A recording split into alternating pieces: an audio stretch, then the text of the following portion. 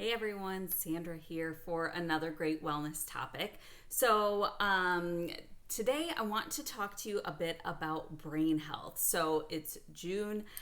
June is actually Alzheimer's Awareness and Brain Health Awareness Month. So that's why I wanted to talk about it a bit today. I know we've talked about other things that affect our brain and kind of our mental health. We've talked about stress and things like that. So I want to kind of keep continuing to talk about that because I think it's really, really important to our overall health. You know, we always think about our physical health, but our brain really does impact everything that we do. So I want to go through several things that can really help us to improve the way that our brain functions. And this applies no matter how old you are, if you're in your 20s, if you're in your 70s.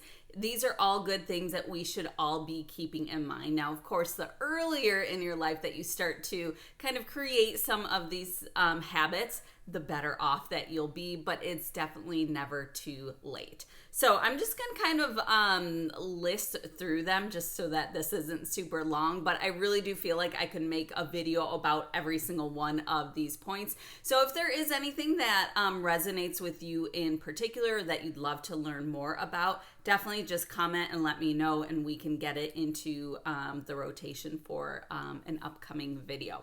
So, and these aren't really in any sort of particular order from, most helpful to least helpful or anything like that. They're just kind of things to think about incorporating into your life. And some might be easier than others. So maybe kind of pick that low-hanging fruit and start with some of those and kind of build your way towards others that might not be as easy for you personally.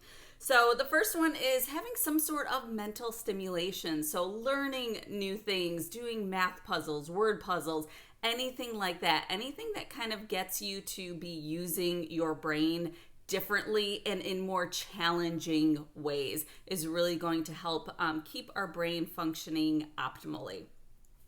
Physical exercise. I love this. I bring it up in most of our videos. I feel like physical exercise helps with so many different things. But when we think about our brain health, what exercise does is it sends more oxygen up to our brain. So we get more blood flow, better blood flow to our brain. And that's going to help our brain to function more optimally. It also helps increase the connections between your brain cells. So that is really important as well. So keep exercising, even if it's just a quick 20-minute walk when you can fit it in between meetings or, just as you're running errands, things like that. Every little bit helps for sure. Eat healthy. This is definitely one where I could do a whole video on it. There's a lot of very specific foods and vitamins, minerals, supplements that you could take to help support brain health. But in general, what I will say is cut out the overly processed junk. Stick to your whole foods. So just real fruits, vegetables, lean meats, all of those kinds of things. And that's going to be a really great start. The next one is, with the foods too, sorry, I forgot to mention, along with getting rid of the overly processed junk, does include cutting out as much sugar as possible. And I know we've talked about sugar in the past, and I know it kind of hides in most everything that we eat, so really watch for that.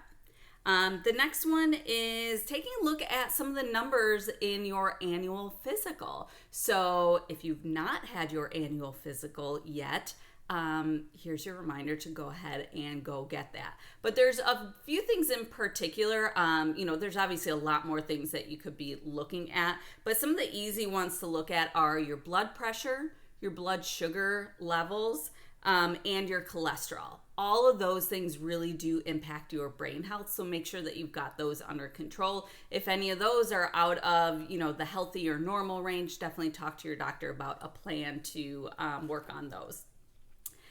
Eliminate or greatly reduce alcohol and tobacco.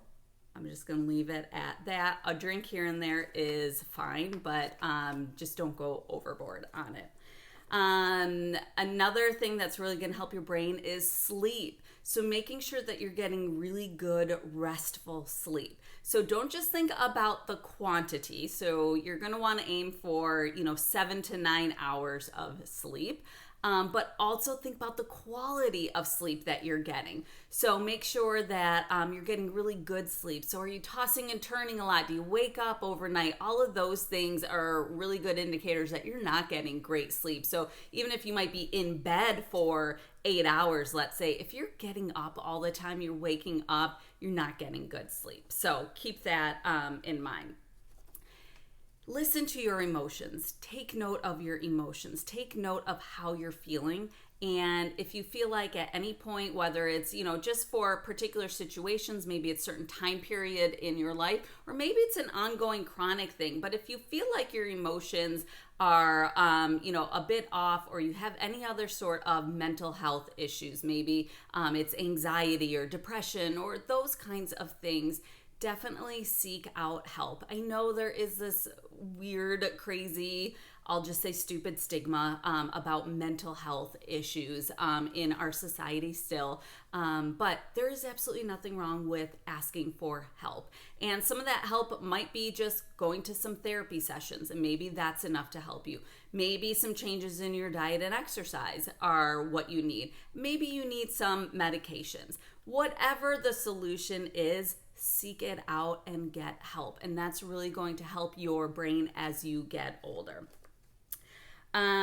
Protect your head. So this is one that we should be thinking about from a super, super young age. So if you have kids, think about the different sports that they play. So, when you think about sports like soccer and football are definitely two that really come to mind that are probably the most dangerous, or maybe more dangerous than others when it comes to protecting our brain. So even with the helmet on, even with whatever kind of protection that you have, think about what that's doing. Even if you get a mild concussion, that can really have a lot of ramifications for you down the road. So, I would suggest don't even do those kinds of sports, or, at least kind of watch how you're playing them. There's a lot of studies now with like the ex-NFL players and doing brain scans and things like that with them, and really showing the damage that was done.